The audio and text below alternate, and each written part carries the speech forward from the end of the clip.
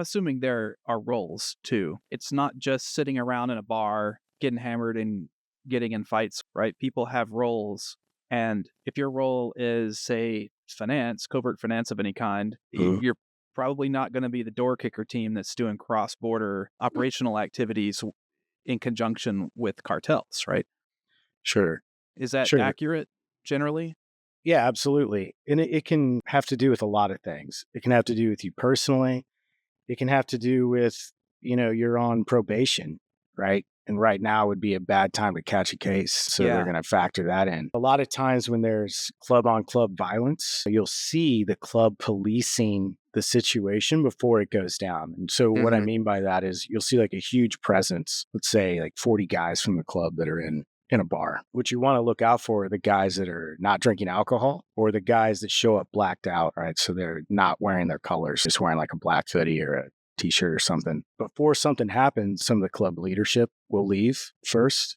People that are in trouble with law enforcement might leave. And the people that are there that are left, or they knew beforehand who was going to be left before something happens. It can definitely be divided like that.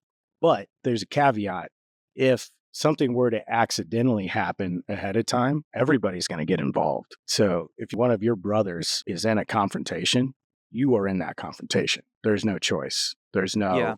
no, oh, well, time out. I'm one of the special people that doesn't get into fights. Let me sneak out the back here. That's just not a choice. I've That heard happened with previous the, HA presidents talk about that as well. Like, oh, you know, I guess I'm just going back to jail that's, I because my mean, buddy that's got why in a people fight. respect that lifestyle. Yeah. They go out with their friends and some bullies start picking on their friends or start making fun of their friends' wives or saying inappropriate things. And that person goes to stand up for their wife to a group of 5 people and they turn around. All their friends had something simultaneously come up and had to leave. So people look up to a society or a group of people that don't behave like that and say, look, I don't care if I catch a case. If Yeah. you're going to pick on my friend over here, I'll go to prison for 5 years. It don't mean nothing to me.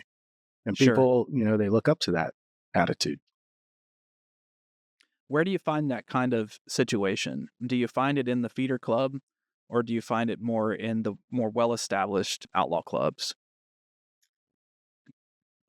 In That my opinion, it happens more often at a lower level. The Mhm. people that are at the top are there because they're the OGs. They understand social dynamics extremely well. Yeah. They know how to be places when they should be, how to not be. They run intelligence networks. They know when something's going to happen. Yeah. They know when somebody from a rival club is in their area before they Mhm. show up. These people don't get surprised a lot. And so usually if they're in a situation, it's because they chose to be at a lower level or because somebody is trying to prove that they're tough by challenging them in public. And a lot of the fights that I saw were because some drunk civilian thought that they were going to impress some chick by acting tough.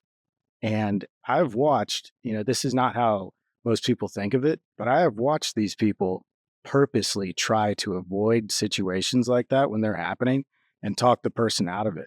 I've seen a full patch member offer to buy somebody their tab and say, look, it's just not something we need to mess with. But as soon as that person crosses a line, then that line is crossed. And then Yeah. everybody, blames the club member for it. A For lot of doing something that times, used to be institutionalized, we call so it sticking up for ourselves.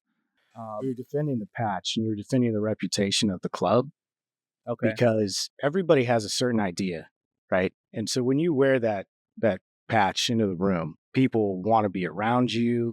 You're a rock star, and people are also afraid of you. And you can deter a lot of aggression by just wearing it. And that was earned a long time ago. There's not a lot of those old timers left in it. So as a young person or somebody that's coming up in that, it's your job to not screw that up. You don't have to earn the image. You need to not lose it. But it is illegal. It is outside of the law to react that way. You can't assault somebody in this country legally just because of something that they said. Whether you should be able to or not is not the point. If you're in a club like that, there are a lot of states that have a gang bonus. If you get prosecuted successfully for it, the government is going to tack on bonus years for being affiliated with the organization, which can Yeah, be like five. a hate crime. Well, yeah, you commit an assault in a bar, and then you get a gang bonus, which adds 5 years to your sentence for the assault, which a normal civilian would not get. What's the prevailing attitude about the different standard within the I, outlaw groups? I think that things like that help them justify their position on the whole thing. Hypocrisy is something that people in that world hate. It's also something they've done a good job marketing in their benefit to point out when that's the case. Even though I worked for a government intelligence agency when I was in one of these clubs, I wasn't there as a law enforcement officer. I wasn't trying to prosecute anybody or build a case. But I wasn't who I said I was, and I worked for the government when I said I didn't. And it's easy to see their perspective at times.